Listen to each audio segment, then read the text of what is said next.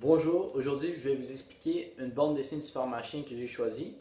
La bande dessinée que j'ai choisie c'est Injection de vitamine C, la cause vs la réalité. Et le sujet controversé c'est les injections de vitamine C. Donc l'opinion du pharmacien c'est qu'il comprend les utilisateurs qui utilisent ce produit-là, mais il ne les recommande pas. Et pourquoi il ne les recommande pas? C'est que les produits n'ont pas été prouvés efficaces, ils n'ont pas été testés. Et ce qui est sûr, par exemple, c'est que c'est néfaste pour les gens qui prennent la chimiothérapie. Ça peut réduire l'efficacité de leur chimiothérapie.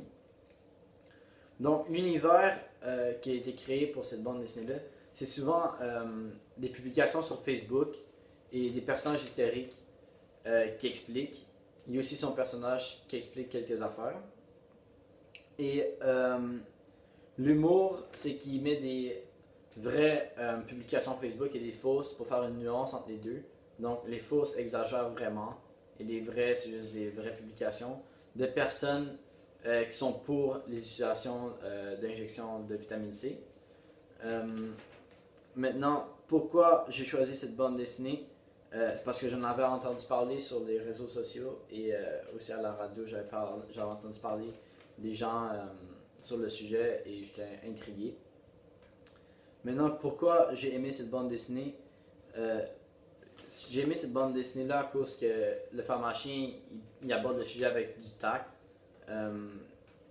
Il chiale pas vraiment contre les gens qui utilisent le produit, il chiale plus contre le produit.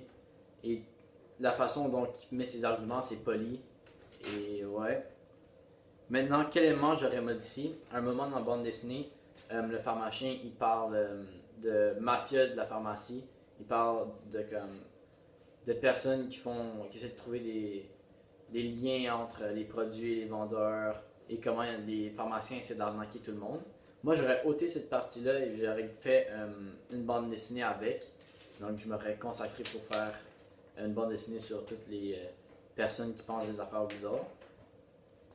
Maintenant, est-ce que je suis en accord avec les arguments? Oui, je suis en accord parce que dans sa bande dessinée, il met des liens avec des preuves et des études. Et en plus, c'est un pharmacien, donc il sait de quoi il parle. C'est pas juste une personne dans la rue par rapport. La personne, c'est sa profession. Et maintenant, avec en quoi l'humour soutient le message scientifique du pharmacien?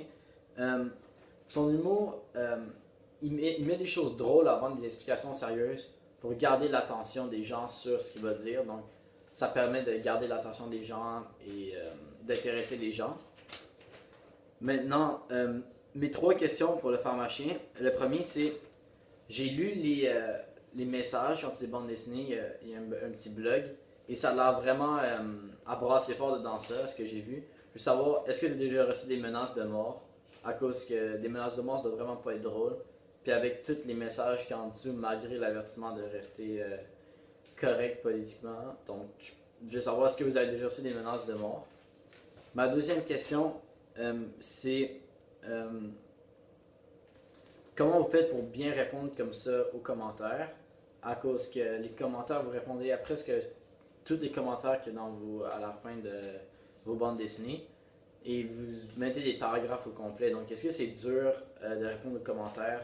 Et est-ce que vous aimez ça? Et ma dernière question, c'est où est-ce que vous voyez le pharmacien dans 20 ans? Parce que c'est votre profession, être pharmacien, mais c'est pas votre profession tant que ça, comme faire des bandes dessinées. Je pense que vous faites plus ça par passion. Donc, je veux savoir où est-ce que vous vous voyez dans 20 ans. Est-ce que vous allez continuer? Est-ce que vous pensez faire un film ou quoi que ce soit? C'est pas mal tout.